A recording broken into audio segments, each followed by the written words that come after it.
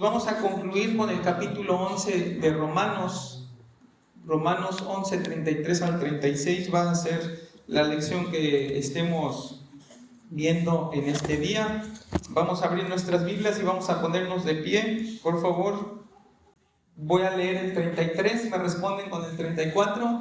Juntos terminamos en el 36. Dice: Oh profundidad de las riquezas de la sabiduría y de la ciencia de Dios, cuán insondables son sus juicios e inescrutables sus caminos.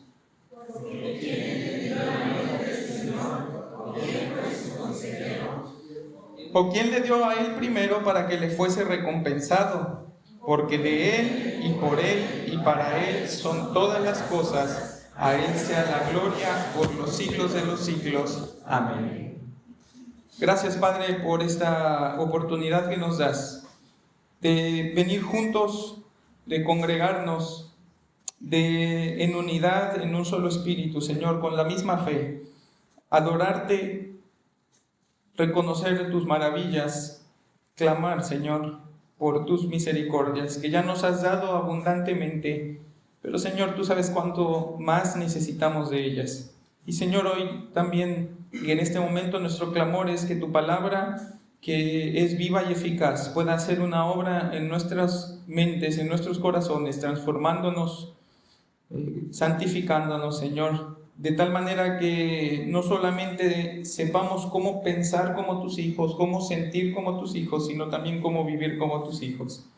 Y que esa obra de iluminación, de entendimiento que el Espíritu Santo hace en nosotros, Señor, te rogamos que hoy, como todas las veces que lo haces, la puedas realizar, Señor, y que podamos reconocer cuán limitados somos, cuán finitos, Señor, cuán incluso miserables somos en nuestra condición humana, una condición manchada por el pecado y por todos sus efectos, pero, Señor, también una condición de la cual tú quisiste redimirnos y a la cual ya no estamos esclavizados, a la cual ya no respondemos, Señor, como si fuera nuestro Señor, sino que respondemos a ti, y en esa libertad queremos vivir, y esa libertad total del pecado y de su influencia es la que anhelamos alcanzar el día, Señor, que tú nos llames a tu presencia o que tú vengas por nosotros. Guíanos, Padre, ayúdanos, te lo suplico en el nombre de Cristo Jesús. Amén. Bien, hermanos, pueden tomar sus asientos. Como les comentaba hace un momento, hoy terminamos Romanos capítulo 11. Por aquí lo traigo anotado. Creo que empezamos este estudio un 24, Romanos, empezamos un 24 de julio de 2022. Estamos llegando al terminar el capítulo 11 de Romanos, y que es prácticamente la primera parte del libro. Los siguientes capítulos ya son menos, llega hasta el 16, pero nos tomó 2 años llegar a este momento, y gracias a Dios, porque ha sido un libro que nos ha nutrido, creo que cada vez más, porque la verdad que va enseñando Pablo a través de Romanos no es una verdad que uno va juntando, ¿no? Como cualquier cosa que estuviera juntando, sino la realidad es que va construyendo algo, va construyendo una base, va construyendo una fe sólida, una confianza que es distinta. Seguramente, y si no has tenido tú la oportunidad de leer Romanos profundamente, dedicándole tiempo y estudiándolo, yo creo que es un muy buen ejercicio, porque transforma la manera no solamente de vivir, sino también de entender las verdades de Dios. Las conecta, las concatena de tal manera que la fe se va fortaleciendo, las convicciones se hacen más reales, y llegar a esta parte de Romanos es realmente un reto, no un reto por el tiempo que nos ha tomado, sino por cómo termina Pablo esta primera parte. Y una de las cosas que meditaba antes de venir era lo complicado que va a ser tratar de decir lo que realmente no tiene palabras para decirse. Y eso es lo que está diciendo Pablo allí. cómo dice que son insondables, cómo son inescrutables. O sea, Pablo no nos está metiendo, porque no es su intención y no sería posible para nosotros el meternos en una profundidad de la persona de Dios y de la esencia de Dios que no podríamos nosotros soportar, ¿no? Simplemente nos está diciendo, véanlo allí, admírenlo, ¿no? Reconózcanlo, porque es mucho más majestuoso y mucho más grande de lo que nosotros podemos en algún momento de nuestras vidas, no importa qué tiempo, pero de lo que vamos a poder entender, ¿no? De lo que vamos a poder comprender. Entonces, Pablo va a cerrar, está cerrando y hace una conclusión que yo le llamo comprensiva. Va a cerrar la argumentación que él está sosteniendo de Romanos 9, 10 y 11 respecto a los tratos de Dios y los tratos de restauración de Dios, pero simultáneamente va a estar cerrando todo lo que ha dicho anteriormente desde Romanos 1 hasta ahora, ¿no? En esa declaración, en esta forma en la que Pablo concluye toda esta argumentación, vamos a ver cómo finalmente Pablo, y por la guía del Espíritu Santo, nos va mostrando cómo todo tiene un sentido y no es un sentido que nos tenga que hacer sentido a nosotros. Todo tiene un propósito y lo que Pablo está diciendo es, no son sus propósitos, ¿no? No es su sabiduría, no son sus deseos, no es su voluntad, es lo que Dios se ha placido hacer y lo que le da sentido a todo lo demás.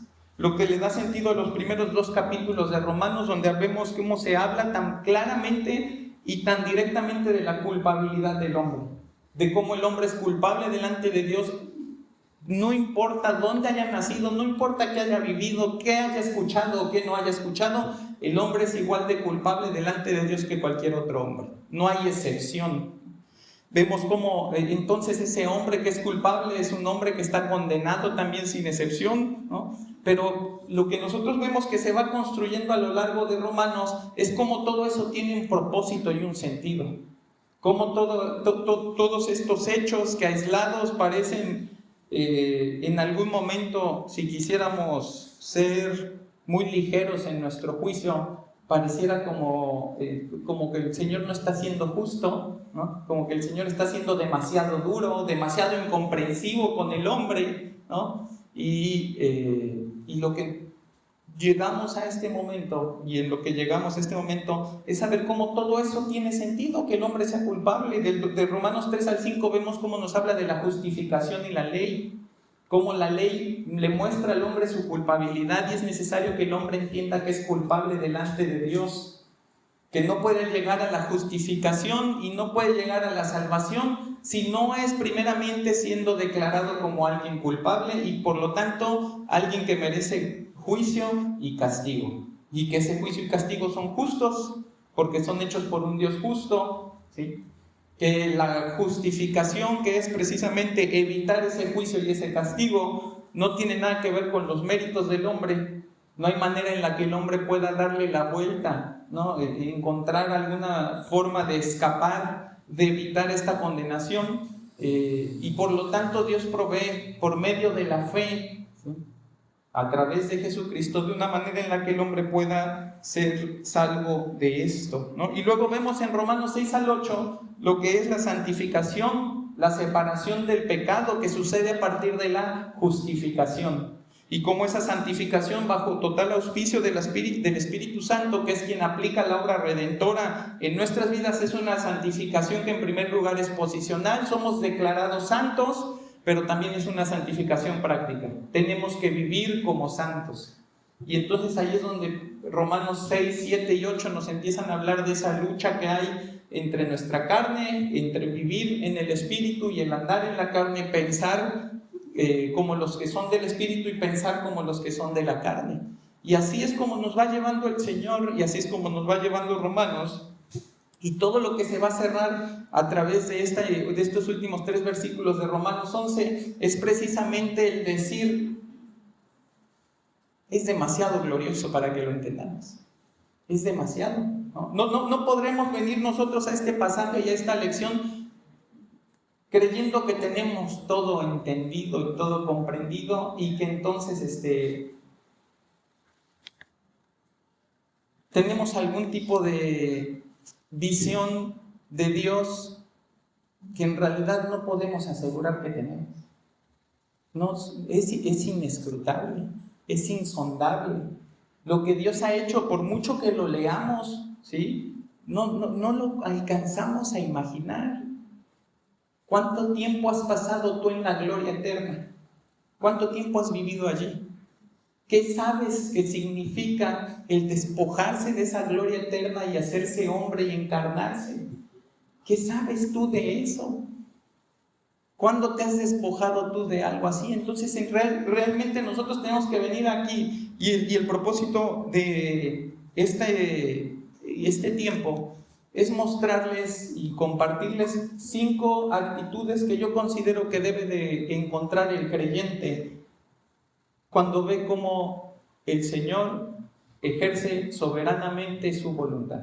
5 actitudes que debe despertar en nosotros. La palabra que encontramos aquí, 5 maneras en las que debemos responder ante la majestuosa gracia redentora de Dios, y esas 5 son: primero contemplación, luego confianza, luego contentamiento, después concordancia y luego, les fallé, reconocimiento. Ya no encontré otra que empezara con, ¿no?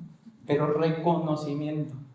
Entonces vamos a leer, fíjate, empezamos con la contemplación. Romanos 11:33 dice: oh profundidad de las riquezas de la sabiduría y de la ciencia de Dios, cuán insondables son sus juicios e inescrutables sus caminos. Cuando te habla de algo que es insondable, es una palabra griega que no les voy a decir porque está muy larga. Quiere decir que es algo que tú estás buscando y que encuentras, pero nunca lo terminas de encontrar. Algo que tú dices, tenemos el ejemplo más claro, ¿no? Ahí tenemos nuestro mar, ¿no? El mar del Señor, pero aquí está, ¿no? El océano. ¿Cuánto ha conocido el hombre del océano y no termina de sondearlo, ¿no? No termina de conocerlo? Siempre que va al más profundo encuentra más. Me investigué rápidamente y no sé si el dato es absolutamente cierto, pero coincide con otros más. En 2022 se encontraron 100 especies nuevas de animales. Solo para que entiendas qué tipo de seres somos, que cuánto tiempo llevamos habitando este planeta y seguimos descubriendo especies nuevas de animales. Ahora imagínate lo que eso significa delante de Dios. Si seguimos descubriendo seres que cohabitan con nosotros en este mundo que es finito, no vivimos en un mundo infinito, nuestro mar es finito y no lo hemos terminado de sondear, ¿no? Ahora imagínate qué representa eso delante de Dios. ¿Cuánto nosotros realmente conocemos de Dios? ¿Cuánto nosotros podríamos afirmar que sabemos de Él, que conocemos de Él? Hermano, nada. Realmente nada. Realmente solo conocemos lo que Él nos quiso dejar aquí. Es todo lo que podemos asegurar que conocemos de nuestro Señor. Y eso si lo lees, si lo estudias, si tienes un compromiso por conocerle más, porque si no lo tienes, pues ni siquiera esto. Ni siquiera esto. Entonces, eso es insondable, inescrutable, ¿no? Es otra palabra igual de larga, ¿no? Pero que quiere decir imposible de comprender. Y fíjate cómo está esa noción de no puedo encontrarlo todo, pero puedo encontrar algo. Y después, ¿qué pasa? Que eso que encuentro también es imposible de comprender. También es imposible de tener la conciencia plena de lo que significa y de lo que implica. Y nosotros, si no es por la obra del Espíritu Santo, y por eso es que comenzamos orando y pidiéndole al Señor que haga esa obra en nosotros de revelarnos al Padre, porque si no es Él el que nos lo revela, si no es Él el que nos lo da a conocer, hermano, esta sería una clase de kinder tratando de hablar de algo que nosotros no tenemos capacidad en nosotros mismos de comprender. Y ni la vamos a desarrollar. Todavía el niño de kinder va a crecer, va a madurar su cerebro y va a entender mejor las cosas. Nosotros no. Si no es por la obra sobrenatural del Espíritu Santo, revelándonos esas verdades de la manera no solo suficiente, sino correcta, para que lo que entendamos edifique nuestra vida y no alimente nuestro ego, Porque ahí está el otro peligro, ¿no? Querer conocer a Dios para alimentar nuestro ego o para usarlo para nuestros propósitos, ¿no? Hay gente que en nombre de Dios, ¿cuántas barbaridades hace, ¿no? Y todavía te pueden enseñar un versículo. Todavía lo pueden hacer con un versículo, ¿no? Y levantar hasta una iglesia y hacerla durar años y años. ¿Con qué? Con la palabra que ellos entienden, como la entienden, para los propósitos que a ellos les conviene entender. Entonces fíjate cómo es indispensable que sea la fuente lo que el Señor da, el medio para entender el que el Señor da, ¿no? Y el propósito al que nosotros llegamos al vivir esta palabra, pues lo que glorifica al Señor, lo que tiene sentido para la voluntad de Dios. La actitud más apropiada de la criatura es admirar al Creador. Por eso digo que la primera cosa que nos debe despertar esto es contemplación. El otro día me tocó ir a caminar, tuve la oportunidad de caminar y platicaba allí con un hermano y tenemos aquí el puerto nosotros muy cerca, vemos los barcos y creo que ya nos acostumbramos a ellos, pero me tocó caminar en una parte en donde te acercas más a donde pasan los barcos y ese barco venía moviéndose. Y yo empecé a caminar justo como para interceptarlo, no quise caminar hasta más rápido, no lo pude alcanzar como hubiera querido, pero le comentaba a este hermano, le digo, es impresionante, aparte el tamaño que tienen los monstruos esos, ¿no? Es impresionante la reacción que provocan en nosotros ese tipo de cosas. ¿Por qué? Porque tú ves algo grande y lo admiras. Y mientras más grande es, más lo admiras, ¿no? Tú ves, vamos a pensar, ¿no? Tú ves una lancha, ¿no?, de pescador y tú dices, es lo mismo que un patín, ¿no? Pero de repente ves las que están allí en la marina y ya ves una grandota y que se te quedan los ojos así, ¿no? Y ya la empiezas a ver más y dices, mira esta lanchota, ¿no? De repente viene uno de esos buques de la marina y uno se va impresionando cada vez más. Y luego aparecen estos monstruos metálicos que tú los ves y tú dices, es un edificio que está moviéndose por el mar, y se impresiona a uno, ¿no? Y luego lo que me llamó la atención es que después de que lo vi imponente y admirable, se empezó a alejar, y cuando lo volteé a ver era una cosa así, era una cosa chiquita. ¿Y sobre qué estaba esa cosa chiquita? Sobre un mar que es inmenso. Y yo decía, miren, me impresiona el barco, pero es más impresionante el mar. No alcanzamos a comprender la dimensión, la grandeza, la extensión de lo que Dios, que no tiene límites. Nosotros no conocemos algo que sea ilimitado. Todo es limitado en nuestra vida. No conocemos algo. Tú no puedes decir, esto va a durar para siempre. No tenemos manera de tomar una referencia y decir, entiendo lo que es la eternidad, sé lo que es la eternidad y aprecio lo que es la eternidad porque conozco esto. ¿No? Por eso necesitamos de fe para venir a conocer al Creador, porque creemos que existe la eternidad y que existe en Él y que no hay otra eternidad como la de Él. Y es una eternidad que Él comparte con sus criaturas por amor, por misericordia, pero no conocemos la eternidad. Tenemos un día en el que nacimos, tenemos un día en el que vamos a morir, un día la conoceremos, pero fíjate cómo no alcanzamos nosotros a dimensionar, a comprender plenamente la grandeza de nuestro Dios. Y ese es el gran problema del mundo, que quieren ver a Dios como uno de nosotros, tratarlo como uno de nosotros y juzgar sus obras como uno de nosotros. No hay nada más atrevido y ridículo que eso. El hombre aún no termina de explorar las complejidades de su cuerpo, ni las exuberancias de la superficie terrestre, ni las profundidades del mar, mucho menos la extensión del espacio exterior, y tiene la arrogancia de creerse capaz de poder comprender, definir y enjuiciar a un Dios, dictándole los términos de su existencia y su influencia sobre el mundo. El hombre que sigue descubriendo planetas y especies es el hombre que le quiere decir al Dios que no aprende nada porque ya todo lo sabe, cómo funciona la humanidad. Y no le puede decir a Dios otra cosa porque eso es de lo único que el hombre sabe.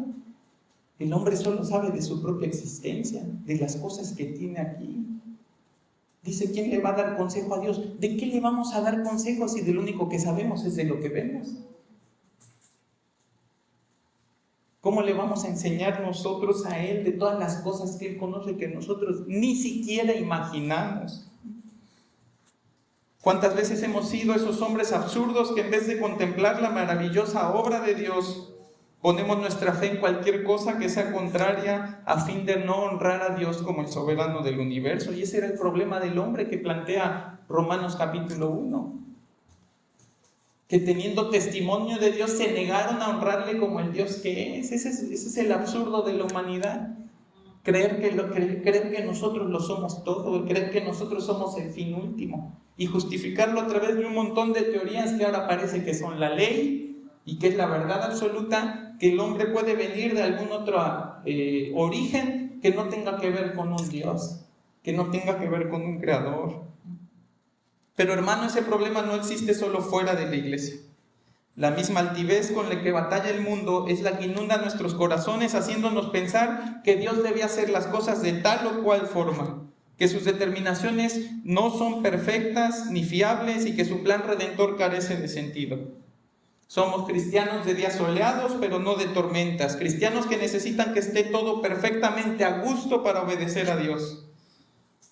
Pero que cuando las cosas se ponen feas, ¿no? Cuando ya no son como ellos quieren, cuando se complican, entonces quieren alejarse de Dios. Porque ¿cómo va a ser Dios así? Fíjate cómo no sucede nada más en el mundo, nos sucede aquí también a nosotros. Cristianos que quieren que Dios responda a sus oraciones haciendo su pobre voluntad y no ruegan con confianza y con necesidad porque Dios haga la suya. Y todo se reduce a un tema de contemplación. Vemos demasiada grande nuestra sabiduría y demasiada pequeña la de Dios. Ese es el problema. No contemplamos a Dios como lo tenemos que ver. No lo observamos, ¿sí? Sabiendo que no lo vamos a entender, pero diciendo que, aunque no lo entienda, sé que Él es Dios. Sé que no es susceptible a todo lo que yo soy susceptible, por lo tanto, lo contemplo y en esa contemplación respeto sus designios. Y ahorita vamos a ver con que no es solamente el respetarlo, no es suficiente respetarlo. Vemos con exagerada perfección nuestros deseos y con mínima apreciación los deseos de Dios. Decimos con los labios que el Señor haga su obra en nosotros, pero con nuestras acciones abandonamos dicho proceso para buscar atajos que satisfacen nuestra carnalidad. Pablo está marcando la línea divisora tan grande como puede ser expresada entre el Creador y sus criaturas. No es nuestro trabajo descifrar a Dios. Dios no es un cubo de Rubik que tú tengas que, le tengo que encontrar todas las formas para que las caras que yo vea estén perfectas. Para que cuando yo vea acá me parezca perfecto y está bien, entonces Dios, tú sí puedes ser así, porque ahora sí ya todo es como yo creo que lo tengo que ver cuando yo veo acá. Entonces ya es perfecto porque ya es como yo lo tengo que ver. Estamos ciegos. Somos daltónicos si lo quisiéramos ver así. Dios tiene todos los colores perfectos. Dios es perfecto por todos lados. No hay nada que le falte, no hay nada que pudiera suplírsele. En todo Dios está completo, es suficiente en sí mismo, pero somos daltónicos. El pecado nos cambió la capacidad de ver. Y nosotros pensamos que a Dios le falta un poquito de amor, a Dios le falta un poquito de paciencia, a Dios le falta un poquito de flexibilidad. Y entonces ahí es donde nos hacemos nuestro ídolo y abandonamos al Dios verdadero. Él es el Dios de las profundas riquezas, nosotros las criaturas de las profundas pobrezas. Él es el Dios de la sabiduría y ciencia perfecta, nosotros las criaturas de la inteligencia minúscula y la ignorancia abrumadora. Él es el Dios de los juicios insondables, nosotros las criaturas de los juicios erróneos y cortos de alcance. ¿A poco no? ¿Qué tan fácil somos engañados? Nos puede engañar cualquiera. No necesita ni siquiera ser un maestro del engaño. Nos puede engañar cualquiera. Tú ves las estafas, ¿no? Cómo funcionan las estafas de cualquier tipo, y tú cuando las ves, tú dices, qué bruto, cómo fue a caer ahí. Y de repente tú un día estás, ¿no? Y te entra la llamada y contestas y ya te agarraron en tus 5 minutos y ya te creíste todo lo que te dijeron y estás cayendo en el mismo engaño del que tú dices, qué bruto, cómo puedo caer allí. Eso nos puede engañar cualquiera, nos pueden engañar para casarnos, nos pueden engañar para escoger, para entrar a un trabajo, nos pueden engañar para entrar a una escuela y pensar que estamos consiguiendo lo mejor de todo, la mejor esposa, el mejor trabajo, la mejor escuela. Y después de un tiempo, ¿de qué te das cuenta? De que no, de que fuimos burlados, pero Dios no. Dios no puede ser burlado. Fíjate cómo no lo podemos entender. El problema es cuando en ese no poder entenderlo, nosotros persistimos en no vivir como Dios quiere que vivamos y seguir viviendo como nosotros queremos. Porque entonces ahí es donde digo que sucede el problema de apreciación. Es más importante lo que yo veo que lo que Dios revela. Es más importante lo que yo aprecio que lo que Dios dice que es verdad. Él es el Dios de los caminos inescrutables, nosotros las criaturas de los caminos perversos que conducen al Seol. Si no es Dios el que enderezara nuestros pasos, ¿dónde estaría cada uno de nosotros? Piensa en el hombre más rico que haya pisado este mundo, piensa en el hombre más sabio y más inteligente que haya vivido. Piensa en el hombre más justo y de caminos más íntegros. ¿Qué podría hacer ese hombre frente a Dios? ¿Qué tanto podría saber que Dios no supiera? ¿Qué tanto podría comprender de cómo funcionan las cosas y cómo funciona Dios mismo? Que fuera mayor que Dios. Entonces, hermanos, si no venimos con contemplación, reconociendo todas las limitaciones de nuestra humanidad y aceptando todas las infinitas verdades del Dios eterno, no estamos glorificando al Creador como Él lo merece y nos estamos constituyendo nuestro propio ídolo, un Dios ajeno, a una imagen que es inservible y desechable, y nos estamos haciendo merecedores de un juicio y un castigo eterno. Entonces Pablo no está diciendo aquí cuán insondables son para que te pongas tu traje de explorador, tú agarres tu pico, tu pala y te pongas una lucecita y a ver, vamos a descubrirlo. No, Pablo lo que quiere despertar en nosotros es contemplación, es admiración y que digamos, Dios, todo lo hiciste perfecto. Y si todo lo haces perfecto, todo lo seguirás haciendo perfecto en mí. ¿Por qué lo has hecho perfecto en todos, excepto en mí? No, el problema no es Dios. El problema no es Dios que tiene una tasa de acierto de 100 de 100, o que lo que podríamos llamar 0 errores, pero que justo en mi vida se está equivocando en todo. El problema no es Dios. Yo soy el problema. Yo estoy apreciando más lo que a mí me importa, lo que a mí me interesa, lo que me parece importante y valioso, y lo que Dios piense, diga o haga de las cosas, pues lo único que tengo es como se convierte Dios en el buzón de quejas y sugerencias, en vez del Señor, el que rige, el que se enseñorea sobre sus criaturas, el que les dicta cómo deben de vivir. No, a Dios le digo todo lo que no me gusta, pero cuando Él te dice cómo tienes que vivir, esa ya no es la relación que yo quiero con Dios. Entonces lo primero que debe despertar en nosotros es contemplación, lo segundo es confianza. Fíjate, dice el 24, porque ¿quién entendió la mente del Señor o quién fue su consejero? Alguien que no necesita consejo es digno de confianza. ¿Qué le vas a decir? ¿En qué se podría equivocar? ¿Qué otra cosa necesita aprender, experimentar, ¿no?, para poder hacer las cosas sin riesgo de equivocarse? Ahí Pablo está citando Isaías 40:13, que dice: ¿quién enseñó al Espíritu de Jehová o le aconsejó enseñándole? ¿A quién pidió consejo para ser avisado? ¿Quién le enseñó el camino del juicio o le enseñó ciencia o le mostró la senda de la prudencia? Isaías 55:8 dice: porque mis pensamientos no son vuestros pensamientos, ni vuestros caminos mis caminos, dijo Jehová. Como son altos los cielos de la tierra, así son mis caminos más altos que vuestros caminos, y mis pensamientos más que vuestros pensamientos. ¿Qué hombre podría jactarse en decir que conoce la mente de Dios? ¿Quién podría afirmar que sabe lo que Él piensa y por lo tanto entiende qué le motiva a actuar como actúa? ¿No es un pensamiento de Dios mucho más grande e infinito que todos los pensamientos de toda la humanidad junta? Fíjate, Job 12:13 dice: con Dios está la sabiduría y el poder, suyo es el consejo y la inteligencia. Job 15:8 dice: oíste tú el secreto de Dios y está limitada a ti la sabiduría. ¿Qué mente podría contener todo el entendimiento de la mente de Dios y no quedar trastornada? ¿Qué hombre podría ser el receptáculo de toda la sabiduría divina y mantenerse cuerdo? Fíjate, Juan 21:25 dice: hay también muchas cosas que hizo Jesús, las cuales si se escribieran una por una, pienso que ni aún en el mundo cabrían los libros que se habrían de escribir. Y está hablando de lo que hizo Jesús, que vivió en un periodo de 33 años entre nosotros. Ahora imagínate, ponlo eso en la perspectiva de la eternidad de Dios.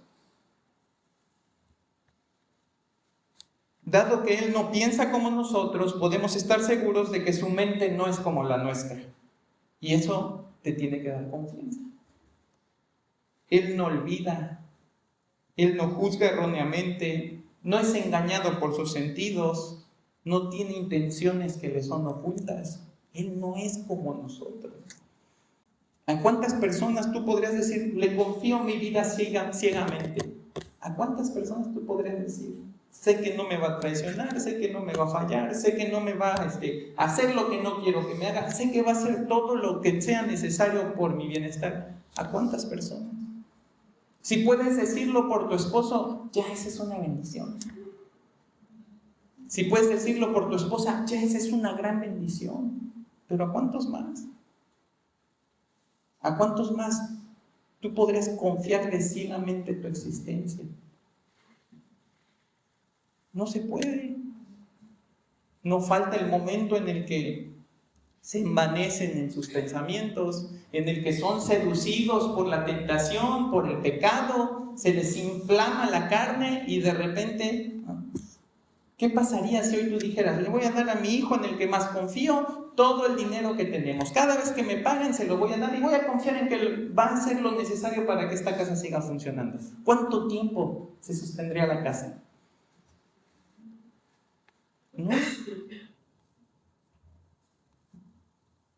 No tenemos nosotros la capacidad que tiene Dios de actuar, ¿sí?, bajo los términos en los que Dios actúa.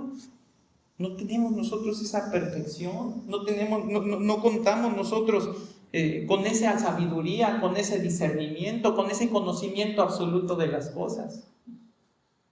Nuestra mente tiene poder imaginativo, con ellas podemos crear cuentos, fábulas, historias.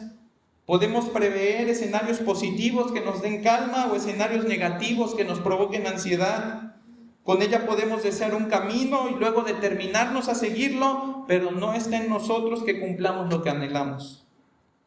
Nuestros pensamientos no señorean sobre nada, ni siquiera sobre nosotros mismos. Ese es el asunto del libre albedrío. ¿Qué libre albedrío puedes tener si ni siquiera puedes hacer lo que te determinas a hacer? ¿Cuántos años has decidido que vas a bajar de peso? ¿Cuántos años has dicho que vas a hacer ejercicio? No podemos. ¿Qué libre albedrío tenemos? Si no es Dios quien nos asiste, si no es Dios quien nos ayuda, si no es su obra en nosotros, liberándonos del pecado y poniéndonos en nosotros al Espíritu Santo, porque aún libres, si no estuviera en nosotros el Espíritu Santo, ¿qué hubiéramos hecho después? Pues regresar. Regresar y entregarnos a lo mismo. Y volver a ser condenados por nuestra rebeldía. Pero gracias a Dios que en su sabiduría perfecta, en esa mente que nadie conoció y en ese entendimiento y en ese consejo que nadie le puede dar, ¿qué dijo el Señor? Te voy a poner a mi Espíritu Santo para que esté contigo todos los días, para que te santifique, para que te dé convicción cuando estés haciendo algo malo, para que cuando leas la palabra tengas entendimiento. Y tú dices: ¿quién le pudo haber dicho a Dios que hiciera eso? ¿Quién? La mente de Dios tiene poder creativo. Él desea, diseña y determina la historia de todo. Él construye el escenario donde su voluntad se logra sin que nada le obstaculice. Él sí anhela, sí crea y sí cumple sus anhelos desde la eternidad y hasta la eternidad. Sus pensamientos sujetan todo y no están sujetos a nada. Esa es la diferencia. Todo lo opuesto en el buen sentido, ¿no? Pero ¿qué podríamos entonces nosotros exigirle a Dios sin caer en la blasfemia? ¿Qué mejor camino le podríamos mostrar? ¿O qué mejor gracia le podríamos instruir? ¿Qué pensamiento más santo, más noble, más benevolente podríamos comunicarle a Dios para que lo tenga en consideración sin ofender su perfecta sabiduría? ¿Qué presunción o a qué conclusión podríamos llegar de Él, de sus juicios, de sus caminos, sin la restricción de nuestra mente y sin la realidad de que ese pensamiento nos asegure el vituperio de su persona y de su obra? No nos damos cuenta de todas las misericordias de Dios, de cómo lo ofendemos todos los días pensando que nosotros sabemos más que Él. Entonces es que no lo pienso, no, pero así vive, es lo mismo. Si Él te dice que te congregues, pues decides no congregar. Si Él te dice que lo busques, decides no buscarlo. Hay un anuncio ahí en Ruiz Cortines. Dice una pared, ¿no? Ya probaste, ya intentaste con todo, ya probaste con todo, ¿por qué no ahora pruebas con Dios? Fíjate, la mente humana es, pues si todas las opciones no sirvieron, pues Dios es una opción, ¿no? ¿Qué sentido tiene buscarme a Dios como una opción? ¿Qué sentido tiene acercarse a Dios así, haciéndolo lo más chiquito que puedas para que la gente diga, sí lo puedo abrazar? Así, esto es lo que hace esa frase, minimizar a Dios. Dios no es la opción. Dios no es prueba todo y al final ven para que veas que esto sí te va a servir. No, ¿qué sentido tiene el decir, pues ve? Y uno podría decir, pues entonces, si se trata de probar a Dios, pues entonces puedo probar cualquier religión, ¿no? ¿Por qué tendrá que probar esa que está ahí apuntada en ese letrero? El chiste es probar, el chiste es intentar, es no darse por vencido. Y así se muere la gente y se va al infierno, no dándose por vencido. Pensando que en algún momento va a encontrar en algún lado lo que solo puede encontrar en Dios. ¿Pero por qué? Otra vez lo vemos como nosotros lo queremos ver, con nuestras limitaciones. ¿Qué consejo podría recibir el Dios inmutable y eterno de parte del hombre que es mutable y finito? ¿Acaso no corre el hombre la tentación de verlo todo a la luz de su fugaz existencia? ¿Qué es lo que dice el mundo? ¿Cuántas vidas tienes para vivir? Una. Eso es lo que dice el mundo. ¿Y entonces qué tienes que hacer con esa vida? Aprovecharla, disfrutarla, ¿no? No hay otra, aprovecha. ¿Y qué es lo que dice la Escritura? ¿Qué ha puesto Dios en el corazón del hombre? ¿Qué? Eternidad. Entonces, ¿qué verdad voy a vivir? Imagínate, ¿qué le puede decir el hombre a Dios? Si el hombre piensa, tengo 100 años, tengo 80 años, ¿no? Digo 100 porque mi abuelo tiene 100, pero es raro el que llega a 100, ¿no? 70 años, ¿no? ¿Y qué queremos? ¿Qué le podemos decir a Dios nosotros? Si para nosotros de lo que se trata es de vivir estos 70, 80 años y nos va bien, lo mejor que podamos. ¿Podremos hablarle a Dios de nuestro pasado antes de que naciéramos o del futuro después de nuestra muerte para poder dialogar con Él e incrementarle su sabiduría con mejores ideas? No es como nosotros. No tiene las limitaciones que nosotros tenemos y gracias a eso nosotros podemos confiar a Él. Gracias a que su mente no es como la nuestra, podemos estar seguros de que cumplirá cada una de sus palabras. Y gracias a que Dios no recibe consejo de nadie, sabemos que estamos seguros en sus disposiciones redentoras. Dice el Salmo 113, ¿quién como Jehová nuestro Dios, que se sienta en las alturas, que se humilla a mirar en el cielo y en la tierra, Él levanta del polvo al pobre y al menesteroso alza del muladar para hacerlo sentar con los príncipes de su pueblo. Él hace habitar en familia a la estéril que se goza en ser madre de hijos. Aleluya. ¿Quién podría decirle al Señor que había una mejor opción para nuestra salvación? ¿Quién podría decirle al Señor qué tipo de ser humano tenía Él que voltear a ver para que no estuviera perdiendo el tiempo? Él no escucha consejo de nadie porque no necesita consejo de nadie. Confía en Él. Esa es la segunda actitud, confianza. La tercera es contentamiento. Dice el versículo 35, ¿o quién le dio a Él primero para que le fuese recompensado? Es como si estuviera diciendo, como nosotros luego, ¿no? Te voy a hacer este favor, la siguiente va por mí, ¿no? O sea, ya ahí lo guardamos, porque un día necesitamos un favor y se lo vamos a cobrar, ¿no? Pero aquí está diciendo, ¿quién pudo haber hecho algo bueno por Dios que ahora Dios dijera, pues yo te voy a regresar el favor? ¿Quién pudo haberle dado a Dios algo que Dios dijera, pues es mi tiempo de pagártelo, ¿no? Ahí está citando Job 41:11 que dice, ¿quién me ha dado a mí primero para que yo restituya todo lo que hay debajo del cielo es mío? No dimensionamos la suerte de perversión del corazón humano para pensar que en algún momento Dios tiene que darnos algo. Ya sean bendiciones, cuidados, respuestas a nuestros cuestionamientos, razones a nuestras inconformidades.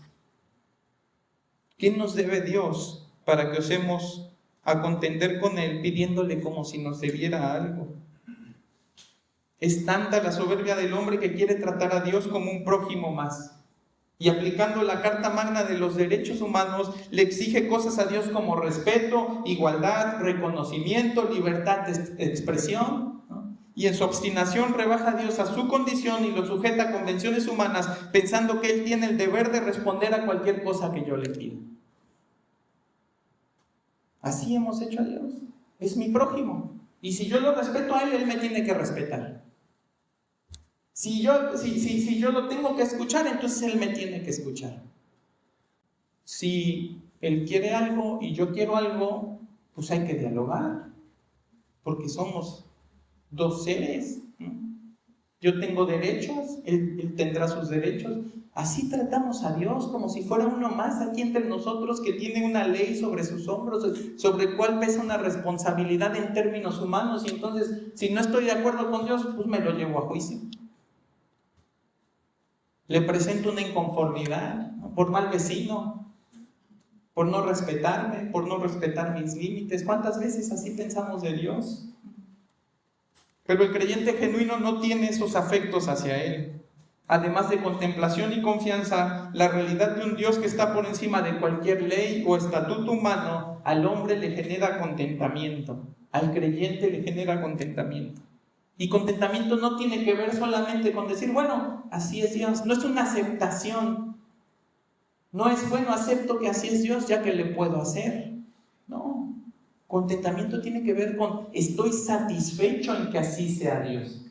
Me causa alegría, me causa gozo, me causa plenitud que así sea Dios. Ese es el contentamiento que nosotros debemos tener. Su voluntad es nuestra dicha, sus decretos nuestro deleite y sus disposiciones nuestra plena satisfacción. Como creyentes no negociamos con Él, aceptamos sus términos amorosamente porque no solo nos lo comunica con gracia, sino que además dispone nuestro corazón para hallar plenitud en sus planes y sus previsiones. Si el camino es llano y verde, nos alegramos en su benevolencia. Si el camino es árido y arisco, nos alegramos en su compañía. En el tiempo de reír le agradecemos por todo, en el tiempo de llorar lo apreciamos por todo. Qué bien podría haber en nuestras vidas que esté fuera de Él. Como le dijeron los discípulos a Cristo, ¿a quién podríamos ir si solo Él tiene palabras de vida eterna? ¿Quién podría interceder continuamente delante del Padre por nosotros como lo hace Cristo y con nuestras oraciones como lo hace el Espíritu Santo? Dice la Escritura que teniendo sustento y abrigo tengamos contentamiento, pero el Señor no nos da nunca solamente sustento y abrigo. Nos da amor, nos da honor, nos hace dignos, nos trata con paciencia, no nos da lo que necesitamos, no nos trata como nos ofrece en la Carta de los Derechos Humanos, no nos trata como nos lo ofrece nuestra Constitución, nos trata con mucha más benevolencia, nos trata como sus propios hijos, como su familia. ¿De qué forma, con qué tributo, qué sacrificio de hombres podría haber movido el corazón de Dios para entregar a su Hijo amado? ¿Quién pudo haberle dado a Él para que lo restituyera? ¿Qué bien, misericordia o ayuda pudimos haberle prestado para que en agradecimiento entonces diera a Cristo para vivir la vida que no podíamos y vencer la muerte y el pecado que nos vencían? ¿Quién pudo haber despertado los afectos de Dios? ¿Quién pudo haber estimulado a Dios y decir, Dios, mira ¿qué es lo que trató de hacer Abraham con Dios? Cuando le estaba diciendo de Sodoma y Gomorra, ¿qué le dijo? Si hubiera cuántos justos, y si hubiera menos. ¿Y cuál era el problema que Abraham no estaba viendo? No hay justo ni aún uno. Eso era lo que Abraham no estaba entendiendo y eso es lo que nosotros no entendemos, que no hay justo ni aún uno. Que no hay quien pueda estimular el afecto del Señor y el Señor decida, mira, este pobrecito desvalió. Sí lo ve, pero no por nosotros. Lo ve por sus afectos misericordiosos, porque el amor nace de Él, emana de Él. Ese amor puro, ese amor perfecto, ese amor sin mancha, que no podemos nosotros dimensionar tampoco, pero lo tenemos porque nació de Él, que lo tuviéramos. No éramos los gatitos más tiernos del internet para que el Señor dijera, mira, me lo voy a llevar. Está demasiado bonito para que se quede allí. Así que estemos satisfechos, rebosantes de gozo inconmovible, porque el alto y poderoso Jehová de los ejércitos nos mostró, por su elección, toda la misericordia que no merecíamos y perdonó todo el castigo bien ganado para justificarnos por medio de Jesucristo. Así que tenemos que tener contentamiento. Que Él sea el soberano nos debe de tener satisfechos. Que sus disposiciones sean perfectas nos debe de tener satisfechos. Que Él tenga un plan redentor y se cumpla debe de alegrarnos. Que Él tenga una voluntad específica para nuestras vidas y caminemos en ella debe deleitarnos. Si no encuentras contentamiento en eso, nada te lo va a dar. No importa que consigas, nada te va a dar la satisfacción y el contentamiento que Dios te puede dar si no confías, si no crees que su voluntad es lo mejor que te puede pasar. Puedes conseguir todo lo que quieras, y eso es lo que uno ve constantemente con la gente poderosa, ¿no? Tienen el poder que buscaban, tienen el dinero que buscaban, tienen los deleites que buscaban, ¿y cómo siguen? Insatisfechos. No los llenan, porque no tienen la capacidad de llenar. Y nosotros que tenemos comunión con Dios, que tenemos una relación con Dios, ¿cuándo te va a llenar? ¿Cuándo te va a satisfacer la voluntad de Dios? ¿Qué más? Hay una canción que dice, ¿qué más puede hacer Él? ¿Qué más podría hacer el Señor para que tengas contentamiento? Ten contentamiento con su voluntad. Ten contentamiento con que Él está haciendo todo lo que necesitas en este momento para llegar a la eternidad. Todo. Y si tienes aflicciones, porque esa aflicción forma parte de ese todo. Si tienes carencias, porque esa carencia forma parte de ese todo. Si estás en paz, es porque esa paz en este momento forma parte de ese todo, pero cuando sea necesario va a cambiar. Mejor que lo vivamos con alegría y con gozo, a que lo vivamos con pena y con sufrimiento. Lo cuarto que nosotros vemos es concordancia. Dice el versículo 36, porque de Él, por Él y para Él son todas las cosas. ¿A qué me refiero con concordancia? Tenemos que estar de acuerdo con los términos, planes y decretos divinos. Armonizar nuestro corazón de forma que todo lo que Él hace sea consecuentado, ¿sí? Sea obedecido, sea reconocido, ¿sí? En nuestra vida, en nuestros pensamientos, en nuestros sentimientos y por nuestras acciones. No se trata solo de aceptar la voluntad de Dios porque no queda más remedio, de aceptar los términos para la salvación porque no hay de otra. Hay que humillar nuestra mente, que se piensa inteligente, nuestro corazón, que se siente importante, y nuestras acciones que se expresan con independencia, y entender que su voluntad es agradable y perfecta, que no es la mejor opción para mi vida, es la única opción real. Es la única opción real para mi vida, es la única que nace de un afecto inigualable por mi alma. Nadie te ama, nadie te ha amado y nadie te amará como Dios lo hace. Ni tu mamá, ni tu papá, ni tu esposo, ni tus hijos, nadie te ama como Dios. Nadie se ha entregado, se entrega o se entregará por ti como Cristo lo ha hecho. Y nadie te ha guardado, te guarda o te guardará como el Espíritu Santo lo hace. Tienes que estar de acuerdo con eso. Tienes que llevar tu corazón a un punto de decir, Señor, acepto tu voluntad, ¿sí? Me alineo mi voluntad a tu voluntad. Eso es la concordancia. No tenemos por qué vivir con el Señor como si hubieran dos caminos. Y de repente el Señor dice, bueno, tu camino está mejor que el mío, ahora vamos a hacer lo que tú quieres. Y de repente el Señor, no, ahora mi camino porque no se trata de que la voluntad de Dios se parezca a la nuestra, se trata de que nosotros abracemos la voluntad de Dios y la hagamos nuestra. Dice Corintios, y está diciendo Pablo, no me acuerdo si es Corintios o Colosenses, ¿no? Dice, ¿quién conoció la mente del Señor? ¿Quién la instruirá? ¿Y qué dice? Pero nosotros tenemos la mente de Cristo. ¿Y qué significa eso? ¿Que entendemos todo como Cristo lo entendió? No, ¿qué significa eso? ¿Qué hacía Cristo con la voluntad del Padre? La obedecía. Ese es el propósito de tener la mente de Cristo, obedecer la voluntad de Dios.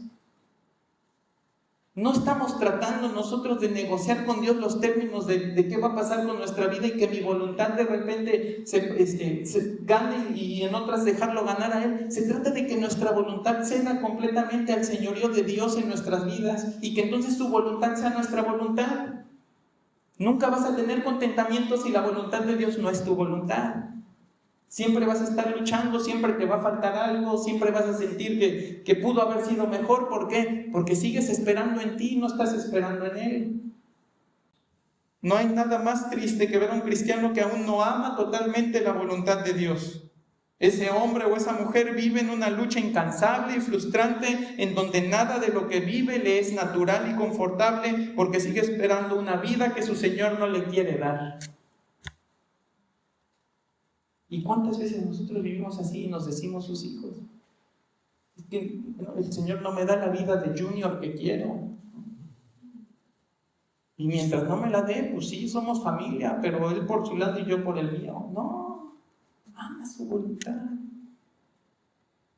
Disfruta, como Pablo lo decía, como Pablo se deleitaba aún en las cosas que le causaban dolor, aún en las cosas que le significaban sacrificio, no solamente de su tiempo y de sus recursos, de su propia vida. ¿Cuántas veces pensamos que estamos dispuestos a morir por la voluntad de Dios? Pero si se trata de venir aquí a un domingo que hay manifestación, ¿no?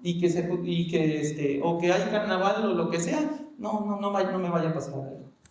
¿Cuánta gente no demostró que es más grande su temor a la muerte cuando era el COVID que su temor a Dios? Se iban de las iglesias y ya no regresaban. No estaban dispuestos realmente a dar su vida por Cristo.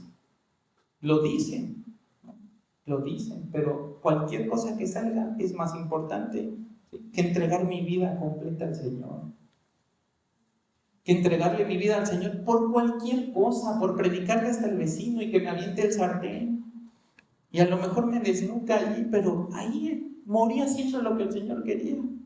¿Cuántas veces a los pastores la lucha es, pues, daré tanto mi vida como para que entonces esta iglesia pueda ser pastoreada, o no la doy tanto, no me quiero enfermar? ¿A qué te llamó el Señor? ¿Te llamó a cuidar tu vida? Pues te hubieras ido al gimnasio, te hubieras ido al doctor, te hubieras ido con la nutrióloga. ¿A qué te llamó el Señor? A darla, a entregarla. ¿A qué vino Cristo? A darse. Hay que amar la voluntad de Dios para estar dispuesto a dar nuestra vida por la voluntad de Dios. ¿Por qué? Porque a veces nos parece que no es digna la voluntad de Dios de que perdamos nuestra vida allí. Viviendo así se pierden años y años en vicios y nimiedades. No crecen en santidad, no anhelan la santidad, no buscan la palabra porque ella les habla de la voluntad de Dios y no de la suya. No oran, y si lo hacen como dice la Escritura, para gastar en sus deleites. Quieren que el Señor haga su voluntad y no quieren hacer ellos la voluntad de Dios.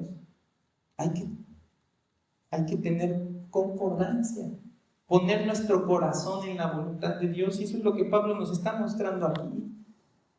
Todo es de Él, por Él y para Él. ¿Qué es de Él, por Él y para Él? Todo. Todo.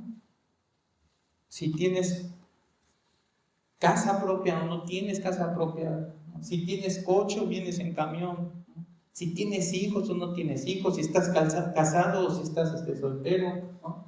Si estás saludable o si estás enfermo, si te pagan lo suficiente o no te pagan lo suficiente. Todo es de Él, por Él y para Él. ¿Qué importa? ¿Qué importa?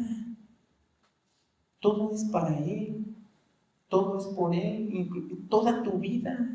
Vívela así, vívela así. Ahora sí, casi, arriésgate a vivir tu vida para Dios, a ver qué pasa. ¿Qué va a pasar? Te va a bendecir. Pero no vamos por las bendiciones. No vamos para ver qué le sacamos al Señor. No somos como esos hijos que se portan bien en la semana para que el fin de semana les den permiso y hacer todo lo malo que no hicieron en entre semana. No. Vamos a Él porque le contemplamos, le admiramos, confiamos en Él, ¿sí? Descansamos en su voluntad, amamos su voluntad, nos contentamos en su voluntad y somos bendecidos porque vivimos en su voluntad. Dice Hebreos 13:20, y el Dios de paz que resucitó de entre los muertos a Jesús nuestro Señor, el gran pastor de las ovejas, mediante la sangre del pacto eterno, los haga aptos en toda buena obra para hacer su voluntad. Y esa su voluntad que tiene allí, bueno, aquí no se ve, pero es una S mayúscula. Para hacer su voluntad, obrando Él en nosotros lo que es agradable delante de Él. ¿Qué quiere el Señor hacer en nosotros? Que a través de su obra nosotros hagamos cosas que le sean agradables a ¿quién? A Él.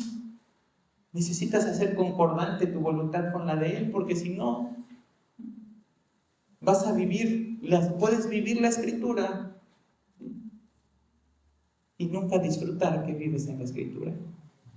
Nunca deleitarte que vives la Escritura. Dice que todo lo que es agradable delante de Él, mediante Jesucristo, a quien sea la gloria por los siglos de los siglos. Amén. Un corazón que es concordante con la voluntad de Dios se complace en que todo sea de Él, por Él y para Él. Y odiaría con toda su alma que en algún momento todo fuera de sí mismo, por sí mismo y para sí mismo. No hay un creyente genuino que disfrute que la vida se trate de Él, que la voluntad de Dios se trate de Él, que todo esto sea para reconocimiento de Él y no reconocimiento de Dios. Y llegamos al último punto, que es precisamente el reconocimiento. Dice el final del capítulo 36, a Él sea la gloria por los siglos de los siglos. Amén. Un corazón que tiene contemplación, confianza, contentamiento y concordancia va a ser un corazón que en reconocimiento adore al Señor siempre, por encima de todas las cosas y a pesar de todas las cosas. ¿Quién es el único que es digno de las más simples y más complejas formas de alabanza que un hombre puede idear? ¿Qué otro nombre merece ser engrandecido entre todo lo creado? ¿Cuál fue el problema del hombre que dice Romanos 1? Que no glorificaron a Dios como el Dios que es. Pero mi hermano, ese no es tu problema ni el mío, porque nuestras bocas proclaman sus proezas, cantan sus maravillas, oran sus misericordias renovadas, porque Dios cambió nuestro corazón de piedra por uno de carne, capaz no solo de amarle, sino de adorarle, de bendecir su nombre en todo tiempo. Efesios 3:21 dice, a Él sea la gloria en la iglesia, en Cristo Jesús, por todas las edades, por los siglos de los siglos. Amén. Primera de Timoteo 1:17 dice, por tanto al Rey de los siglos, inmortal, invisible, al único y sabio Dios, sea honor y gloria por los siglos de los siglos. Amén. De todas las criaturas, son los redimidos los que tienen el privilegio de entregar a Dios la adoración que Él merece de este lado de la eternidad. No nos podemos perder ese privilegio. ¿Quién más va a adorar al Señor aquí si no son sus hijos? ¿Quién más va a reconocer sus misericordias si no son sus hijos? ¿Quién más va a proclamar sus bondades? ¿Quién más las va a dar a conocer si no son sus hijos? Imagínate, un hijo de Dios quejumbroso. Todo el tiempo tiene de qué quejarse. Si hace sol porque está soleado. Si llueve porque está lloviendo. El otro día me preguntaba el hermano Marco, Uscanga, y me decía, ¿cómo vas con la moto? Y le digo, mal. Le digo, si hace sol no la saco porque hace sol, y si llueve no la saco porque llueve. Así estamos con el Señor. No importa cómo sea la cosa, el chiste es quejarse. No nos satisface nada. Si estamos saludables, no disfrutamos de la salud. Si nos enfermamos, pues ahora nos quejamos de que estamos enfermos. ¿Qué tiene que hacer Dios para encontrar en nosotros contentamiento? No es qué tiene que hacer Dios. Bueno, sí, humillarnos más para que empecemos a ver que todo es misericordia. Que si puedes cerrar los ojos y dormir es misericordia, que si te puedes despertar al otro día aunque hayas dormido mal es misericordia. Que si no te despiertas como las películas, ¿no? Que todos los días es lo mismo, es monótono, siempre lo mismo, hay que pararse, desayunar, darle desayunar al niño, se va a la escuela, regreso, me tomo mi café, agarro mis cosas para el trabajo, me voy, trabajo, hago como que trabajo tantas horas, regreso a la comida, se me hizo tarde como siempre, regresé al turno de la tarde, y así si no es así de monótona nuestra existencia, es porque Dios está en nosotros. Porque su presencia está con nosotros, porque tenemos una relación que no se compara a todas las relaciones que tenemos aquí. Y si no estás disfrutando de esa relación con Dios, que hace que tu vida no sea monótona, no es un problema de Dios. El reconocimiento transforma el corazón ingrato y absorto en sus banalidades en un corazón que es agradable a Dios. Pero hermano, asegúrate que tu reconocimiento a Dios provenga de una vida que persigue la santidad en obediencia y no de unos labios que pretenden adular a Dios para ganarse su favor sin necesidad de vivir haciendo su voluntad. Nadie que adora a Dios sin vivir en santidad ha visto la eternidad. Nadie. No importa qué fuerte cantó, no importa de qué tamaño era el sobre que trajo para su ofrenda, no importa cuánta gente saludó, si no vivió en santidad, ese hombre o esa mujer no llegó al cielo. No es por obras. La adoración no la podemos convertir en una obra más para decir, yo voy a llegar al cielo porque era el que mejor adoraba, ¿no? Había una canción, ¿no?, muy pegajosa que decía, yo quiero ser un adorador. Y un adorador no solamente lo dice, un adorador vive adorando a Dios. Todo lo que hace es un sacrificio agradable a Dios. Todo lo que dice es un fruto agradable. Todo lo que piensa, todo lo que siente, aunque no todo lo siente perfecto desde el inicio, esa es nuestra realidad. Pero la realidad es que no tenemos que seguir allí como animalitos detrás de eso que sentimos inicialmente. Podemos traer nuestros pensamientos a Cristo, podemos llevar nuestros sentimientos a Dios para que sean transformados. A Dios solo le complace la adoración de corazones y mentes regeneradas que viven la gracia por su fe en Jesucristo y que amoldan su vida en obediencia a la palabra. Así que asegúrate que seas uno de ellos si quieres entregarle a Dios una adoración que le sea agradable y no un fuego extraño. Así que, hermano, concluimos esta primera sección de Romanos, la sección más grande, la sección sobre la que se construyen esas grandes doctrinas respecto a nuestra redención, al plan redentor de Dios y cómo Él lo ha ejecutado perfectamente en todo tiempo, nunca tarde, nunca temprano, ¿sí?, nunca de forma insuficiente, nunca obstaculizado por alguien. Todo lo que ha sucedido como Dios lo ha querido. Y hermano, por si no te lo sabías o por si no te avisaron, todo va a seguir sucediendo así. Hasta el día en que nuestro Señor regrese, soberano, hermoso, a ser alabado por todo el mundo. Toda rodilla se doblará y todo nombre confesará su nombre. todo hombre, perdón, confesará su nombre. Entonces, hermano, hay que contemplar, ¿sí?, su grandeza, hay que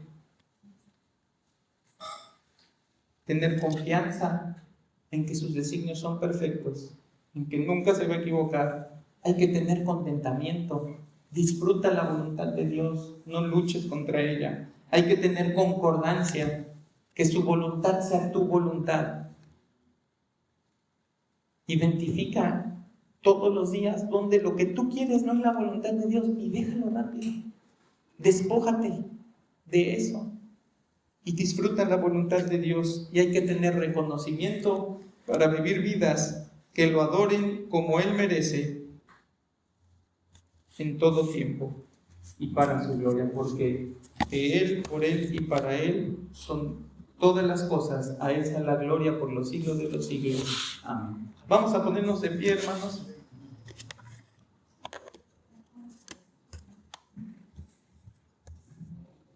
Padre, gracias, Señor. Gracias porque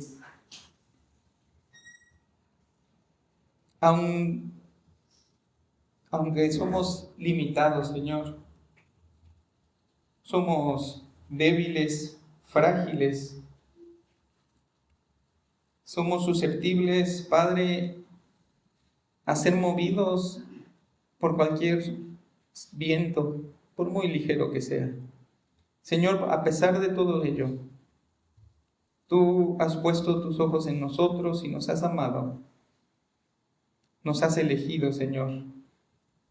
Nos has llamado a una vida de comunión contigo por los méritos de Jesucristo, quien pagó todas nuestras culpas en el Calvario, quien nos limpió de todos nuestros pecados. Y nos has habilitado, Señor, a una nueva vida en el Espíritu, distinta, Señor, a nuestra anterior vida, en la cual estábamos esclavizados al pecado, Señor. Gracias porque rozamos, Señor, ni siquiera una gran porción, apenas una minúscula parte de toda tu grandeza, de toda tu sabiduría, Señor. Cuánto bien le hará a nuestra alma y a nuestro corazón reconocer con humildad que la verdad que tú has revelado es suficiente para nosotros. Y también cuánto bien le hará a nuestro corazón el reconocer que todo lo que no está revelado, Señor, tú lo tienes bajo control. Tú lo seguirás haciendo perfectamente. Nada de lo que nosotros pensemos o digamos cambia, Señor, tus designios. Y Padre, que nos enseñes a amar tu voluntad más de lo que amamos la nuestra. Que nos enseñes a doblegar nuestro orgullo al momento en el que oramos, Señor. No pidiendo por nuestras cosas, no pidiendo, Señor, por nuestros deseos, sino rogando, Señor, suplicando porque tu voluntad sea hecha en nosotros. Que dobleguemos nuestro orgullo cuando venimos a la palabra, Señor, porque ni siquiera, Padre, muchas veces entendemos cuánto necesitamos de ella. Creemos que podemos vivir como cristianos sin una Biblia. Creemos que podemos vivir como cristianos sin una iglesia. Creemos que podemos vivir como cristianos sin santidad. Padre, perdónanos y haznos ver que en todo lo que tú has dicho, todo lo que tú has establecido y todo lo que nos has enseñado a través de tu palabra es indispensable para nuestras vidas. Padre, danos contentamiento, que anhelemos tanto tu voluntad, Señor, que cada vez que la veamos hecha nos alegremos, que en ella encontremos nuestro deleite, que desconfiemos, Señor, de nuestros caminos. Y Padre, que seamos creyentes que te adoran en todo tiempo, que reconocen tus grandezas, tus proezas. Eres digno de toda la alabanza, eres digno de todo el reconocimiento. Señor, que no retengamos nada de lo que nuestros labios tienen que decir acerca de ti, y que no retengamos nada de lo que nuestras vidas tienen que vivir para glorificarte a ti, Padre. Lleva a esta iglesia con bien, guárdanos, Señor. Cólmanos de tus bendiciones y de tus infinitas riquezas que ya nos has dado en Jesucristo, ahora de manera práctica, por la manera en la que vivimos, en la que hablamos, en la que pensamos. Y Señor, que tú sigas haciendo tu obra entre todos nosotros y en todos nosotros, te lo ruego en el nombre de Cristo Jesús. Amén.